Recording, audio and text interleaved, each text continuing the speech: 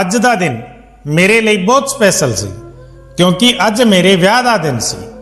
ਵਿਆਹ ਵਾਲੇ ਲਾਲ ਰੰਗ ਦੇ ਲਹਿੰਗੇ ਵਿੱਚ ਮੈਂ ਬਹੁਤ ਸੋਹਣੀ ਲੱਗ ਰਹੀ ਸੀ। ਸਾਰਿਆਂ ਨੇ ਦਿਲ ਖੋਲ੍ਹ ਕੇ ਮੇਰੀ ਤਾਰੀਫ ਕੀਤੀ।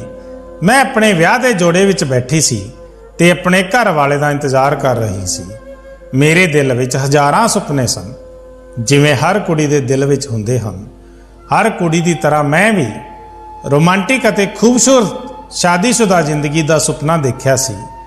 पर मेरा ये सुपना उस वेले टुट गया जदों मेरा विआह मेरे ही जीजे दे नाल तय हो गया। इदां नहीं सी कि वो उम्र विच मेरे तो वड्डा सी। वो एक पढ़िया लिखिया ते सोहना मुंडा सी, पर मैं उसनूं हमेशा जीजे दे रूप विच ही स्वीकार किया सी। मेरी भैन अमन की मौत तो बाद उसकी सस ने मेरी मम्मी नूं मेरे रिश्ते दे बारे पुछया तां मेरी माँ मैनू बिना पुछे ही मन गई। जदों मैनू इस गल बारे पता लग्या तो मैं बहुत ज़्यादा गुस्से हुई। मैं कुछ दिनों लई अपने घरदियां नाल गल करनी बंद कर दी। एक दिन मेरी माँ ने मैनू अपने कोल बुलाया ते कहा कि असी सारे तैनू बहुत प्यार करते हाँ ते असी तेरे बारे कोई गलत फैसला नहीं करना चाहते। दविंदर एक चंगा सोहना पढ़िया लिखिया ते वधिया मुंडा है ते ओदा मकसद लालच करना नहीं बल्कि वधिया कमाई करनी है। कि तू उसनों सिर्फ इस करके विआह लई इनकार कर रही है क्योंकि उसका विआह पहलां तेरी भैन दे नाल 2 साल पहलां होया सी। कदे कदे वक्त दे नाल रिश्ते भी बदल जाते हैं, पर फिर भी जे तू इस रिश्ते तो मना करना चाहती है तो मैं अज ही दविंदर दी मम्मी नूं फोन करके कह दिंदी हाँ। तू रात नूं सोच के मैनूं दस दवी। मम्मी इन्ना कह के चली गई ते मैं सोचां विच पै गई। मैनू समझ नहीं आ रहा सी कि मैनू की करना चाहिए है। जदों मैं अपने कमरे विच आई ते मेरा फोन वज रहा सी। मैं फोन चुक्या तां मेरी सहेली गीत दा फोन सी। मैनू बहुत खुशी हुई कि मैं अपनी परेशानी अपनी सहेली नूं दस देवां ते कुछ चंगी सलाह मंग लवां। गीत दी कॉल चुकण तो बाद मेरी होश उड़ गई। गीत ने जदों मैनू अपने बारे दस्या तां मेरियां अखां दे विच हंझू आ गए। उसने कहा कि उसदे घर वाले ने उसनूं घरों कढ दिता ते उसदे सारे कीमती गहणी वे रख लए। उसदे परिवार वाले उसनूं लैके बहुत दुखी सी ते वो कानूनी तौर ते इस मुसीबत दा हल करने की कोशिश कर रहे सन। इन्हां गल्लां नूं सुण के मैनू अपनी चिंता भुल गई। उल्टा गीत नूं मैं ही कोई सलाह देण लगी। ਉਹਦਾ 6 ਮਹੀਨੇ ਪਹਿਲਾਂ ਹੀ ਵਿਆਹ ਹੋਇਆ ਸੀ। ਇੰਨੇ ਘੱਟ ਸਮੇਂ ਵਿੱਚ ਹੀ ਉਸਨੇ ਇੰਨਾ ਭਿਆਨਕ परिणाम ਦੇਖ ਲਿਆ ਸੀ। ਉਸਦੀ ਕਹਾਣੀ ਸੁਣਨ ਤੋਂ ਬਾਅਦ ਮੈਨੂੰ ਅਹਿਸਾਸ ਹੋਇਆ ਕਿ ਸਾਰੇ ਮਤਬਲੀ ਅਤੇ ਭਿਆਨਕ ਹਨ ਤੇ ਵੱਡਿਆਂ ਦੇ ਫੈਸਲੇ ਤੇ ਝੁਕਣਾ ਹੀ ਬੁੱਧੀਮਾਨੀ ਹੈ। ਉਹ ਜੋ ਵੀ ਫੈਸਲੇ ਲੈਂਦੇ ਹਨ ਚੰਗੇ ਹੀ ਲੈਂਦੇ ਹਨ। ਮੈਨੂੰ ਲੱਗਣ ਲੱਗਾ ਕਿ ਮੇਰੀ ਮੰਮੀ ਦਾ ਫੈਸਲਾ 100% ਸਹੀ ਹੈ। ਉਸੇ ਵੇਲੇ ਮੈਂ ਆਪਣੀ ਮੰਮੀ ਕੋਲ ਗਈ ਤੇ ਉਹਨਾਂ ਨੂੰ ਦੱਸਿਆ ਕਿ ਮੰਮੀ ਮੈਂ ਦਵਿੰਦਰ ਨਾਲ ਵਿਆਹ ਕਰਾਉਣ ਲਈ ਤਿਆਰ ਹਾਂ।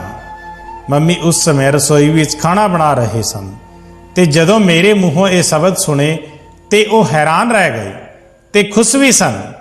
ਮੇਰੀ ਮੰਮੀ ਨੇ ਮੈਨੂੰ ਗਲ ਨਾਲ ਲਾ ਲਿਆ ਤੇ ਮੇਰਾ ਮੱਥਾ ਚੁੰਮ ਕੇ ਮੈਨੂੰ ਬਹੁਤ ਸਾਰੀਆਂ ਦੁਆਵਾਂ ਦਿੱਤੀਆਂ। ਮੰਮੀ ਨੂੰ ਖੁਸ਼ ਦੇਖ ਕੇ ਮੈਂ ਵੀ ਖੁਸ਼ ਹੋ ਗਈ। ਮੈਂ ਅਮਨ ਦੀਦੀ ਨੂੰ ਵਿਆਹ ਤੋਂ ਬਾਅਦ ਚੰਗੇ ਕੱਪੜੇ ਪਾਉਂਦਿਆਂ ਹੀ ਦੇਖਿਆ ਸੀ, जिस वजह नाल मेरे दिल विच कोई डर नहीं सी। विआह तो बाद पहली बार मैं वोटी बन के उन्हां दे कमरे विच गई। अंदर जांदिया ही मैं अपनी भैन दी कंध ते लगी फोटो नूं देखिया। उसदे कोल जाके बोली कि प्यारी भैन, मैनू तेरी बहुत याद आउंदी है। तुसी इस दुनिया तो बहुत जल्दी चले गए। मैनू लगदा है कि तुसी अपनी सारियां खुशियां मैनू ही देण आए सी। इन्ना कह के मैं उन्हां दी तस्वीर नूं प्यार नाल देखदी रही ते सज्जे होए बैड ते आके बैठ गई। हुण मैं दविंदर दा इंतजार कर रही सी ते उन्हां खूबसूरत पल्लां नूं सोच के मैनू शर्म आ रही सी। उसे समय कमरे दी कुंडी बंद करन दी आवाज़ आई। दविंदर अंदर आ गए ते दरवाज़ा बंद कर दिता। दविंदर बैड ते मेरे कोल आए ते जिद्दां ही वो चुपचाप मेरे कोल आए उदां ही वापस चले गए। दरवाज़ा बंद होण दी आवाज़ सुन के हैरानी नाल मैं घुंड विचों अपना मूँह बाहर कढ़िया ते मैं हैरान रह गई सी। जो मेरे सामने मेरी दीदी दी फोटो लगी सी वो हुण गायब हो गई सी। मैं कुछ समय तक बैठी रही। मैनू समझ नहीं आ रहा सी कि मैं की करा। कि मैं ये समझा कि वो अपनी पत्नी के मौत का दर्द हजे भी भुला नहीं सके। उन्होंने तो इस वक्त मेरे कोल होना चाहिए सी। कुछ सोच के मैं अपनी जगह तो उठ के दविंदर के पिछे चली गई। मैं उन्होंने नाल गल करके अपना दिल बहलाना चाहती सी ताकि असी दोवें एक दूजे के बारे कोई गल कर सकीए। मैं कमरे तो बाहर आ गई ते उसे कमरे विच ही गई जिथे दविंदर गए सन, पर वो बंद सी। मैं बहुत हैरान सी। भारी कपड़े पाए होने की वजह नाल मैं परेशान हो गई। सवेर तो लैके शाम तक आराम ना मिलन कारण मैनू नींद आउण लग पई सी ते मैं अपने कपड़े बदल के सौ गई। अगली सवेर जदों मेरी अख खुली तो मैं देखा कि दविंदर मेरे बिस्तरे के किनारे बैठे सन। मेरी सस नाश्ता करने लई कह रही सी। मैनू उठदी नूं देख के दविंदर बोले कि नवीं जिंदगी दी नवीं सवेर मुबारक होवे। दविंदर ने इन्ने प्यार नाल कहा ते मैं पिछली रात दे खराब मूड नूं भी भुल के हस पई। उसे वेले मेरी नज़र कंध ते लगी दीदी दी फोटो ते पई जो कि दोबारा फिर अपनी जगह ते आ गई सी। फोटो देख के मैनू इदां लग्या कि वो सानू देख खुश हो रही सी। मेरे बुल्लां ते भी मुस्कान आ गई। मैं ते दविंदर ने अपने कमरे विच बेहद खुश होके खाना खाता। खाना खाण तो बाद दविंदर दे कुछ दोस्त उसनू मिलन लई आए ते वो उन्हां दे नाल चला गया ते मैं तैयार होण लगी। सारा दिन मेहमानां नू मिलन विच ही लंघ गया। अज मैं बहुत खुश सी। दविंदर दा इदां दा सुभाअ देख के मैनू उम्मीद सी कि असी जल्दी ही एक दूजे के करीब हो जावांगे, एक दूजे नू समझ पावांगे। ते जदों रात हो गई मैं इंतजार कर लगी। कल रात की तरह वो कमरे विच आया ते दीदी दी फोटो नू लैके दूजे कमरे विच चला गया। मैं बैठ के उन्होंने देखण लगी। मैनू उन्हां ते बहुत तरस आया। नाल ही मैनू दीदी दी किस्मत ते जलन हुंदी सी जिसनू इन्ना प्यार करने वाला पति मिलिया सी ते ओ हुण भी उन्हां नू भुला नहीं पा रहे सी। जदों मैं कमरे विचों बाहर निकली ते मैं दविंदर दे कमरे विच चली गई, पर उन्हें पहला ही कमरा बंद किया होया सी। मैं उत्थे खड़ी रही ते मैनू अंदरों दविंदर दे कुछ कहण दी आवाज़ सुनाई दे रही सी। वो किसी नाल गल कर रहे सन। मैं दरवाजे नाल कन्न लगा के सुनती रही, पर कोई भी शब्द मैनू समझ नहीं आया। फिर मेरी सस मैनू आउंदी हुई दिखाई दिती। उसने पूछा, की होया, तू इत्थे क्यों खड़ी आ? हुण मैं उन्हां नू की दसदी कि 2 दिनां तो ये वोटी अपने घर वाले दे पीछे भज रही है ते ओ उस तो जान बचा के भज रहा है। मेरा चेहरा देख के मेरी सस खुद ही समझ गई सी ते मैनू कहंदी कि कोई गल नहीं, कुछ दिनां दी गल हा, फिर ठीक हो जाएगा। मैं दुखी होके अपने कमरे विच वापस आ गई। दीदी ते दविंदर दे जीवन बारे सोचते हुए मैं बैड ते पै गई। असी 2 भैणां सी। अमन दीदी मेरे तो 2 साल वड्डी सी। साडे मम्मी पापा ने सानू बहुत ही प्यार नाल पालिया सी। दीदी दी पढ़ाई खत्म होने तो बाद दीदी वास्ते बहुत सारे रिश्ते आउण लगे। इस करके उन्होंने फैसला दीदी ते ही छड्ड दिता। मेरी मम्मी दी सहेली दे मुंडे दविंदर दा रिश्ता आया। मम्मी बहुत खुश होई ते उन्हां दी खुशी देख के दीदी भी मन गए। पापा ने भी दविंदर नू बहुत पसंद किया ते दविंदर ने खुद भी अमन दीदी नू एक समारोह विच देख के पसंद किया सी। मैं उसदे विआह विच खूब मस्ती की। विआह तो बाद मैं अक्सर दीदी नू अजीब जिहियां उलझणां विच उलझदा होया देखदी सी, खास करके उदों जदों मैं उन्हां दे घर रहण जांदी सी। रात नूं दीदी किन्ना किन्ना चिर बाहर टहलदी रहिंदी। जदों मैं इहदी वजह जानण दी कोशिश की तां ओह हस के गल नूं टाल दिंदी ते कहंदी बस उदा ही मेरा कमरे विच दिल घबरा रहा सी, इस करके मैं बाहर आ गई। ये गल मैं एक बार अपनी मम्मी नूं भी दसी सी ते मम्मी हस के बोली कि पागल, नवें घर विच जाके उहनूं समझण लई टाइम तां लगदा ही है। जदों भी दीदी सानूं मिलण लई आउंदी ਉਹ बहुत खुश ते सज संवर के आउंदी सी। फिर मैं ये गल नूं अपने मन विचों कढ दिता। पर जदों एक दिन दविंदर दीदी नूं साडे घर 1-2 दिन लई छड्ड के गए तां मैनूं उन्हां दा तौर तरीका कुछ ठीक नहीं लग्या। पता नहीं वो नशे विच सी ਜਾਂ फिर शायद वो जल्दी विच सी, इसलिए वो दीदी नूं साडे घरे छड्ड के बाद विच गड्डी नूं तेज चला के चले गए। मैं दीदी नूं इस बारे पुछना चाहुंदी सी, पर जदों मैं उन्होंने पुछण लई उन्हां दे कमरे विच आई तां ओह अखां बंद करके आराम कर रहे सन। फिर मैं उन्होंने जगाउणा सही नहीं समझा ते मैं वापस अपने कमरे विच आ गई। अगली सवेर जदों मैं दीदी नूं इस बारे पुछया तां उन्हां ने मैनूं कहा कि इदां दी कोई गल नहीं, साडी बस थोड़ी जी लड़ाई हुई सी, इस करके वह अंदर नहीं आए। फिर 2 दिनां बाद दविंदर दीदी नूं बहुत प्यार नाल लैण आया ते माफ़ी भी मंगी। दीदी की जिंदगी बहुत वधिया चल रही सी, पर अचानक कुछ महीनों के बाद वो सानू सारियां नूं रोंदियां छड्ड के इस दुनिया तो चली गई। उन्हां दी मौत की खबर सुन के सानू सारियां नूं यकीन नहीं हो रहा सी कि ये सच है। उसकी सस ने कहा कि अमन नूं अचानक सीने विच दर्द होया, शायद उसनूं दिल का दौरा पै गया सी, जिस कारण वो बच ना सकी। उस सदमे विचों बाहर निकलना साडे लई बहुत मुश्किल सी। कुछ समय बाद असीं भी अपने कम्मां कारां विच उलझ गए। मेरे मम्मी पापा ने मेरा विआह दविंदर दे नाल इसलिए करवाया ताकि मैं दीदी की तरह खुश रह सकां, पर उसका सुभाव मेरी सोच तो भी परे सी। दिन विच तां वो ठीक रहिंदे, पर रात नूं दूजे कमरे विच जाके दीदी की फोटो लैके उस नाल गल्लां करदे रहिंदे। मैं उन्हां दा दुख वंडाउणा चाहुंदी सी, पर यह मौका मैनूं अजे तक नहीं मिलिया सी।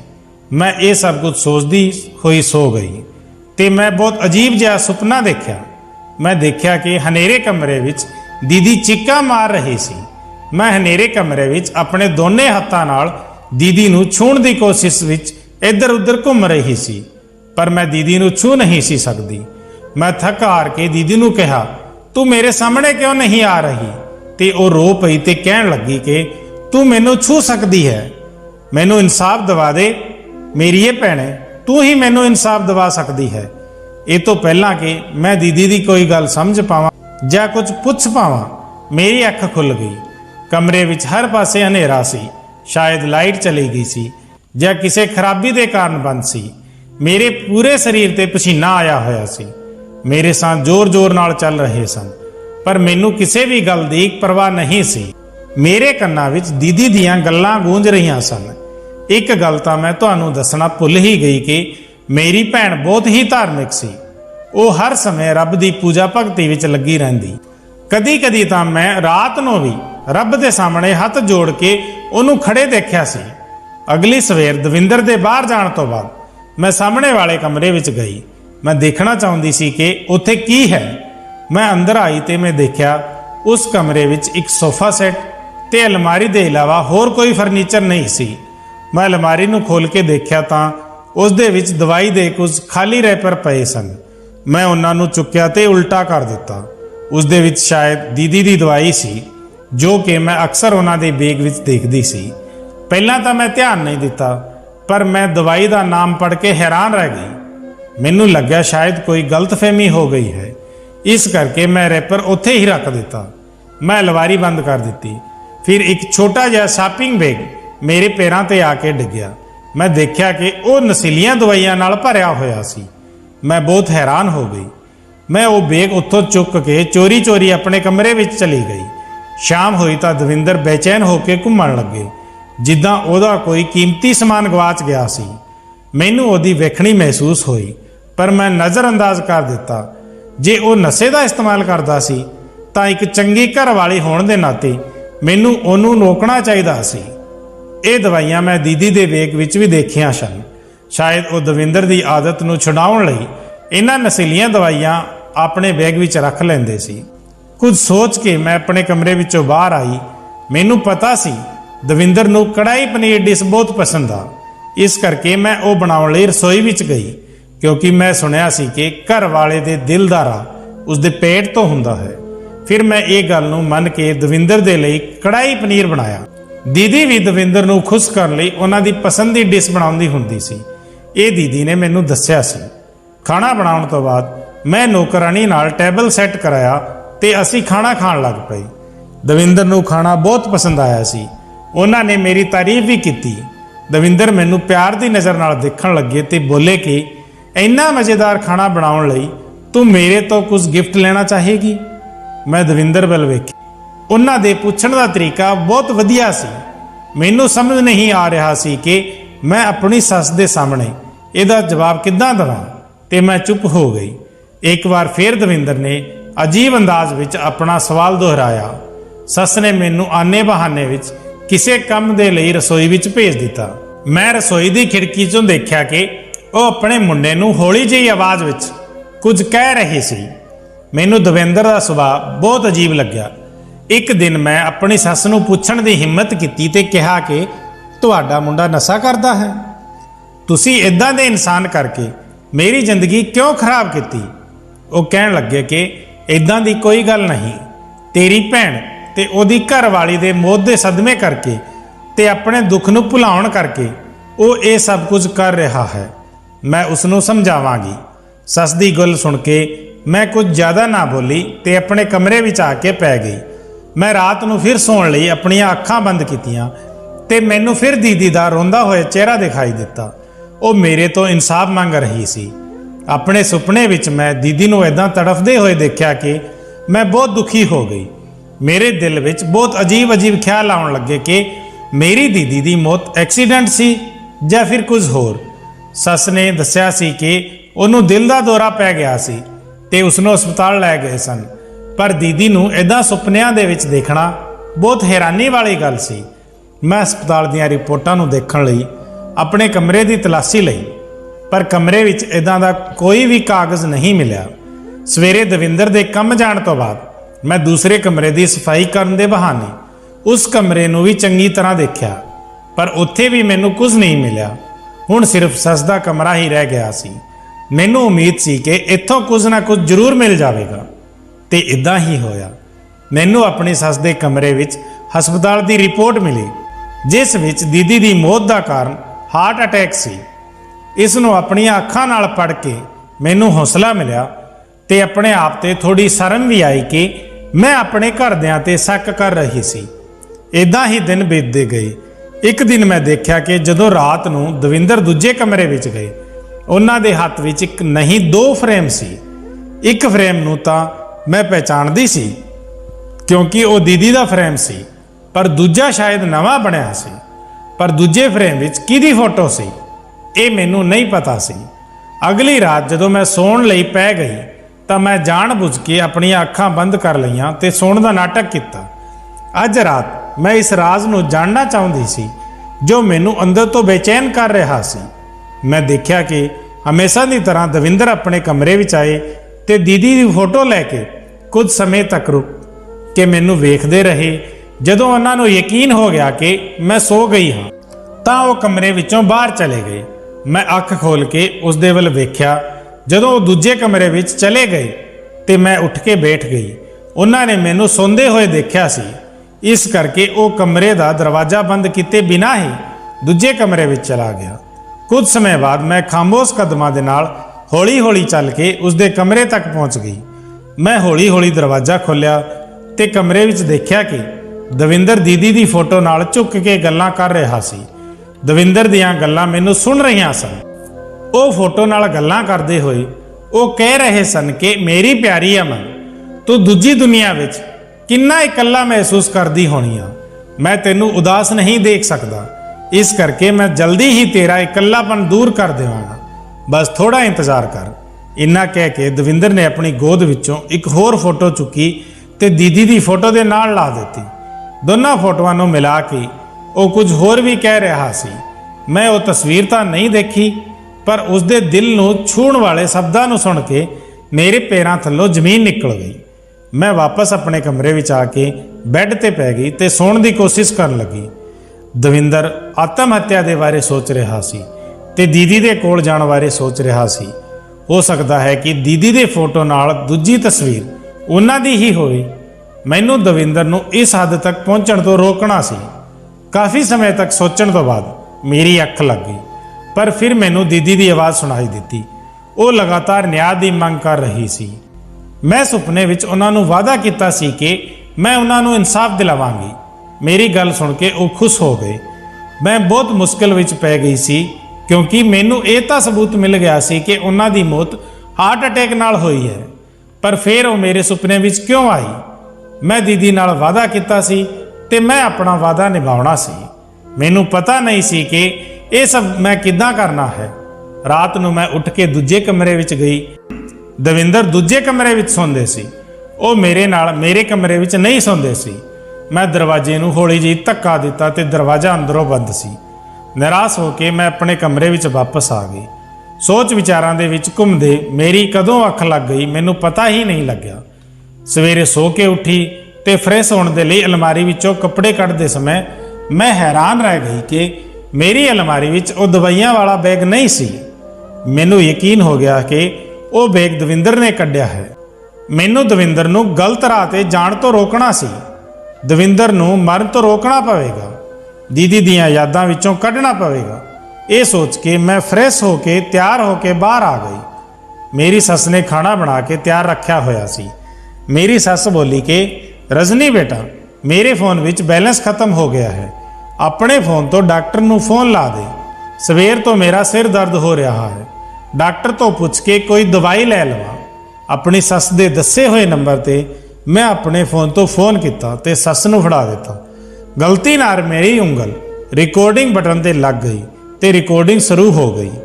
ਇਹ ਅਣਜਾਣੇ ਵਿੱਚ ਹੋਇਆ ਸੀ। ਇਹ ਜਾਣਬੁੱਝ ਕੇ ਨਹੀਂ ਕੀਤਾ ਗਿਆ ਸੀ। ਮੇਰੀ ਸੱਸ ਗੱਲ ਕਰਦੇ ਹੋਏ ਆਪਣੇ ਕਮਰੇ ਵਿੱਚ ਚਲੀ ਗਈ ਤੇ ਮੈਂ ਆਪਣੇ ਕਮਰੇ ਵਿੱਚ ਆ ਗਈ, ਇਹ ਸੋਚਦੇ ਹੋਏ ਕਿ ਮੰਮੀ ਗੱਲ ਕਰਕੇ ਮੈਨੂੰ ਖੁਦ ਹੀ ਆਪਣਾ ਫੋਨ ਫੜਾ ਦੇਣਗੇ। ਫਿਰ ਮੰਮੀ ਮੈਨੂੰ ਫੋਨ ਦੇ ਕੇ ਵਾਪਸ ਚਲੀ ਗਈ। ਫੋਨ ਚਾਰਜਿੰਗ ਤੇ ਲਾ ਕੇ ਮੈਂ ਦਵਿੰਦਰ ਬਾਰੇ ਸੋਚਣ ਲੱਗੀ ਕਿ ਉਹ ਦੀਦੀ ਨੂੰ ਕਿੰਨਾ ਪਿਆਰ ਕਰਦੇ ਹਨ ਤੇ ਉਹਨਾਂ ਦੀਆਂ ਯਾਦਾਂ ਨੂੰ ਅਜੇ ਵੀ ਭੁਲਾ ਨਹੀਂ ਪਾਈ। ਇੱਥੋਂ ਤੱਕ ਕਿ ਉਹ ਦੀਦੀ ਕੋਲ ਜਾਣ ਬਾਰੇ ਵੀ ਸੋਚਣ ਲੱਗੇ, ਯਾਨੀ ਕਿ ਉਹ ਆਪਣੇ ਆਪ ਨੂੰ ਮਾਰਨਾ ਚਾਹੁੰਦੇ ਹਨ। ਇਹ ਸੋਚ ਕੇ ਮੈਂ ਕੰਬ ਉੱਠੀ। ਮੇਰਾ ਸਾਰਾ ਦਿਨ ਇਹੀ ਸੋਚ ਵਿਚਾਰ ਕੇ ਲੰਘ ਗਿਆ ਕਿ ਮੈਂ ਦਵਿੰਦਰ ਦੇ ਦਿਲ ਵਿੱਚੋਂ ਦੀਦੀ ਦੀ ਯਾਦਾਂ ਨੂੰ ਕਿੱਦਾਂ ਕੱਢਾਂ, ਕਿੱਦਾਂ ਦਵਿੰਦਰ ਦੇ ਦਿਲ ਵਿੱਚ ਆਪਣਾ ਪਿਆਰ ਪੈਦਾ ਕਰਾਂ। ਪਰ ਕੁਝ ਵੀ ਸਮਝ ਨਹੀਂ ਆ ਰਿਹਾ ਸੀ। ਇਹ ਸੋਚਦੇ ਸੋਚਦੇ ਸ਼ਾਮ ਹੋ ਗਈ। ਦਵਿੰਦਰ ਆਫਿਸ ਤੋਂ ਘਰ ਆਏ ਤੇ ਉਹਨਾਂ ਦੇ ਹੱਥ ਵਿੱਚ ਪੀਜ਼ੇ ਦਾ ਡੱਬਾ ਸੀ। ਉਹ ਕਮਰੇ ਵਿੱਚ ਆਏ ਤੇ ਮੈਨੂੰ ਬੋਲੇ ਕਿ ਇਹ ਪੀਜ਼ਾ ਤੇਰੇ ਲਈ ਲਿਆਇਆ ਹਾਂ, ਕਿ ਤੈਨੂੰ ਪੀਜ਼ਾ ਪਸੰਦ ਹੈ? ਪੀਜ਼ਾ ਮੈਨੂੰ ਬਹੁਤ ਪਸੰਦ ਸੀ। ਮੈਂ ਖੁਸ਼ ਹੋ ਕੇ ਕਿਹਾ ਕਿ ਦਵਿੰਦਰ, ਪੀਜ਼ਾ ਮੈਨੂੰ ਬਹੁਤ ਪਸੰਦ ਹੈ। ਦਵਿੰਦਰ ਦੇ ਚਿਹਰੇ ਤੇ ਇੱਕ ਅਜੀਬ ਜਿਹੀ ਖੁਸ਼ੀ ਆ ਗਈ ਜਿਹਨੂੰ ਮੈਂ ਸਮਝ ਨਾ ਸਕੀ। ਉਹ ਖੁਸ਼ ਹੋ ਕੇ ਬੋਲੇ ਕਿ ਠੀਕ ਹੈ, ਆ ਲਓ, ਖਾ ਲਓ ਪੀਜ਼ਾ। ਉਹਨਾਂ ਨੇ ਮੈਨੂੰ ਪੀਜ਼ਾ ਫੜਾਇਆ ਤੇ ਬਾਹਰੋਂ ਮੇਰੀ ਸੱਸ ਨੇ ਦਵਿੰਦਰ ਨੂੰ ਆਵਾਜ਼ ਮਾਰੀ। ਉਹ ਪੀਜ਼ੇ ਵਾਲਾ ਡੱਬਾ ਮੈਨੂੰ ਦੇ ਕੇ ਬੋਲੇ ਕਿ ਜਲਦੀ ਨਾਲ ਖਾ ਲਓ, ਨਹੀਂ ਤਾਂ ਠੰਡਾ ਹੋ ਜਾਵੇਗਾ। ਮੈਂ ਸੋਚਿਆ ਕਿ ਕਿਉਂ ਨਾ ਮੈਂ ਆਪਣਾ ਮਨਪਸੰਦ ਸੀਰੀਅਲ ਦੇਖਦੇ ਦੇਖਦੇ ਹੀ ਪੀਜ਼ਾ ਖਾਵਾਂ। ਜੋ ਸੀਰੀਅਲ ਮਿਸ ਹੋ ਜਾਂਦੇ ਸੀ ਮੈਂ ਉਹਨਾਂ ਦੀ ਰਿਕਾਰਡਿੰਗ ਕਰ ਲੈਂਦੀ ਸੀ। ਮਿਸ ਐਪੀਸੋਡ ਦੀ ਰਿਕਾਰਡਿੰਗ ਸੁਣਨ ਦੇ ਲਈ ਮੈਂ ਆਪਣੇ ਫੋਨ ਦੀ ਰਿਕਾਰਡਿੰਗ ਖੋਲ੍ਹੀ। ਸਭ ਤੋਂ ਉੱਪਰ ਵਾਲੀ ਰਿਕਾਰਡਿੰਗ ਉਹੀ ਸੀ ਜੋ ਮੇਰੀ ਸੱਸ ਨੇ ਡਾਕਟਰ ਦੇ ਨਾਲ ਕੀਤੀ ਸੀ। ਮੇਰੇ ਦਿਮਾਗ ਵਿੱਚ ਖਿਆਲ ਆਇਆ ਕਿ ਮੇਰੀ ਸੱਸ ਨੇ ਇੰਨੇ ਸਮੇਂ ਤੱਕ ਗੱਲ ਕਿਉਂ ਕੀਤੀ। ਉਹਨਾਂ ਦਾ ਤਾਂ ਸਿਰ ਹੀ ਦਰਦ ਕਰਦਾ ਸੀ ਤੇ ਸਿਰਫ ਦਵਾਈ ਹੀ ਪੁੱਛਣੀ ਸੀ। ਫਿਰ ਭਲਾ ਦਵਾਈ ਪੁੱਛਣ ਲਈ ਇੰਨਾ ਸਮਾਂ ਗੱਲ ਕਰਨ ਦੀ ਕੀ ਲੋੜ ਸੀ? ਨਾ ਚਾਹੁੰਦੇ ਹੋਏ ਵੀ ਮੈਂ ਉਹ ਰਿਕਾਰਡਿੰਗ ਖੋਲ੍ਹੀ ਤੇ ਉਹ ਰਿਕਾਰਡਿੰਗ ਸੁਣਨ ਤੋਂ ਬਾਅਦ ਮੇਰੇ ਸਰੀਰ ਵਿੱਚੋਂ ਜਾਨ ਹੀ ਨਿਕਲ ਗਈ। ਇੱਦਾਂ ਲੱਗਦਾ ਸੀ ਕਿ ਹੁਣੇ ਹੀ ਮੈਂ ਬੇਹੋਸ਼ ਹੋ ਜਾਵਾਂਗੀ। ਮੇਰੀ ਸੱਸ ਡਾਕਟਰ ਨੂੰ ਕਹਿ ਰਹੀ ਸੀ ਕਿ ਡਾਕਟਰ ਸਾਹਿਬ, ਤੁਹਾਡੀਆਂ ਦਿੱਤੀਆਂ ਹੋਈਆਂ ਦਵਾਈਆਂ ਨਾਲ ਮੇਰੇ ਮੁੰਡੇ ਨੂੰ ਕੋਈ ਫਾਇਦਾ ਨਹੀਂ ਹੋਇਆ। ਤੁਸੀਂ ਤਾਂ ਕਿਹਾ ਸੀ ਕਿ ਉਸਦਾ ਦੂਜਾ ਵਿਆਹ ਕਰ ਦਿਓ, ਉਹ ਬਿਲਕੁਲ ਠੀਕ ਹੋ ਜਾਵੇਗਾ। ਪਰ ਉਹ ਤਾਂ ਬਿਲਕੁਲ ਵੀ ਠੀਕ ਨਹੀਂ ਹੋ ਰਿਹਾ। ਪਹਿਲੀ ਘਰਵਾਲੀ ਨੂੰ ਮਾਰ ਕੇ ਉਹ ਆਪਣੀ ਦੂਜੀ ਘਰਵਾਲੀ ਨੂੰ ਵੀ ਮਾਰਨ ਦੀ ਯੋਜਨਾ ਬਣਾਉਣ ਲੱਗਾ ਹੈ। ਮੈਂ ਹੁਣ ਤੱਕ ਤੁਹਾਨੂੰ ਕਿੰਨੇ ਪੈਸੇ ਦੇ ਚੁੱਕੀ ਹਾਂ, ਤੁਸੀਂ ਮੇਰੇ ਸਾਰੇ ਦੇ ਸਾਰੇ ਪੈਸੇ ਵਾਪਸ ਕਰ ਦਿਓ। ਮੇਰੇ ਮੁੰਡੇ ਨੂੰ ਤਾਂ ਕੁਝ ਫਾਇਦਾ ਨਹੀਂ ਹੋਇਆ। ਮੇਰੀ ਸੱਸ ਦੀ ਗੱਲ ਸੁਣ ਕੇ ਡਾਕਟਰ ਜ਼ੋਰ ਨਾਲ ਹੱਸਣ ਲੱਗਾ ਤੇ ਬੋਲਿਆ ਕਿ ਤੁਹਾਡਾ ਮੁੰਡਾ ਦਿਮਾਗੀ ਮਰੀਜ਼ ਹੈ, ਉਸ ਨੂੰ ਠੀਕ ਹੋਣ ਲਈ ਥੋੜਾ ਟਾਈਮ ਤਾਂ ਲੱਗੇਗਾ। ਜੇ ਤੁਸੀਂ ਪੈਸੇ ਦੀ ਗੱਲ ਕਰਦੇ ਹੋ ਤਾਂ ਮੈਂ ਤੁਹਾਨੂੰ 1 ਰੁਪਇਆ ਵੀ ਨਹੀਂ ਦੇਵਾਂਗਾ। ਤੁਹਾਡੇ ਕਹਿਣ ਤੇ ਮੈਂ ਤੁਹਾਡੀ ਪਹਿਲੀ ਨੂੰਹ ਦੀ ਰਿਪੋਰਟ ਬਣਾਈ ਸੀ ਕਿ ਉਸ ਦੀ ਮੌਤ ਹਾਰਟ ਅਟੈਕ ਨਾਲ ਹੋਈ ਹੈ। ਜੇ ਮੈਂ ਤੁਹਾਡੇ ਅਤੇ ਤੁਹਾਡੇ ਮੁੰਡੇ ਦੀਆਂ ਕਾਲੀਆਂ ਕਰਤੂਤਾਂ ਬਾਰੇ ਪੁਲਿਸ ਨੂੰ ਦੱਸ ਦਵਾਂ ਤੇ ਜ਼ਿੰਦਗੀ ਭਰ ਜੇਲ੍ਹ ਦੀ ਹਵਾ ਖਾਂਦੇ ਰਹੋ। ਕੱਲ ਆ ਜਾਇਓ ਮੇਰੇ ਕੋਲ, ਦਵਾਈਆਂ ਬਦਲ ਕੇ ਦੇ ਦੇਵਾਂਗਾ ਤੇ ਹੌਲੀ ਹੌਲੀ ਤੁਹਾਡੇ ਮੁੰਡੇ ਨੂੰ ਫਾਇਦਾ ਹੋਣ ਲੱਗੇਗਾ। ਹਾਂ, ਮੇਰੀ ਫੀਸ ਵੀ ਜ਼ਰੂਰ ਨਾਲ ਲੈ ਕੇ ਆਉਣਾ। ਇਹ ਕਹਿ ਕੇ ਡਾਕਟਰ ਨੇ ਫੋਨ ਕੱਟ ਦਿੱਤਾ। ਮੈਂ ਸਦਮੇ ਦੀ ਹਾਲਤ ਵਿੱਚ ਬੈਠੀ ਸੀ। ਇਹਦਾ ਮਤਲਬ ਕਿ ਮੇਰੀ ਦੀਦੀ ਦੀ ਮੌਤ ਹਾਰਟ ਅਟੈਕ ਨਾਲ ਨਹੀਂ ਹੋਈ ਸੀ। ਮੇਰੀ ਦੀਦੀ ਨੂੰ ਮਾਰਿਆ ਗਿਆ ਹੈ, ਮੌਤ ਦੇ ਘਾਟ ਉਤਾਰਿਆ ਗਿਆ ਹੈ। ਤਾਂ ਹੀ ਮੇਰੀ ਦੀਦੀ ਮੇਰੇ ਸੁਪਨੇ ਵਿੱਚ ਆਉਂਦੀ ਸੀ ਤੇ ਮੈਨੂੰ ਇਨਸਾਫ ਦਿਵਾਉਣ ਦੀ ਭੀਖ ਮੰਗਦੀ ਸੀ। अपनी दीदी नूं याद करके मैं फुट फुट के रोण लगी। थोड़े समय बाद होश आया तो मैं सब तो पहला उठ के अपने कमरे का दरवाज़ा बंद कर दिता। मैं समझ गया सी कि दविंदर इस पीजे नूं खवा के मैनू मारना चाहुंदा है। जरूर पीजे विच कुछ मिलाया गया है। मैं पीजे का डब्बा साइड ते रख दिता ते जल्दी अपने पापा नूं फोन लाया। फिर मैं सारा कुछ फोन ते अपने पापा नूं दस दिता। मेरियां गल्लां ते उन्हां नूं यकीन नहीं सी आ रहा, पर उन्हां नूं यकीन करना पिया।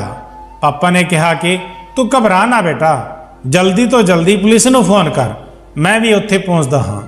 मैं जल्दी जल्दी पुलिस नूं फोन किया ते अपने घर का एड्रैस दे दिता। थोड़े समय बाद पुलिस साडे घर पहुंच गई।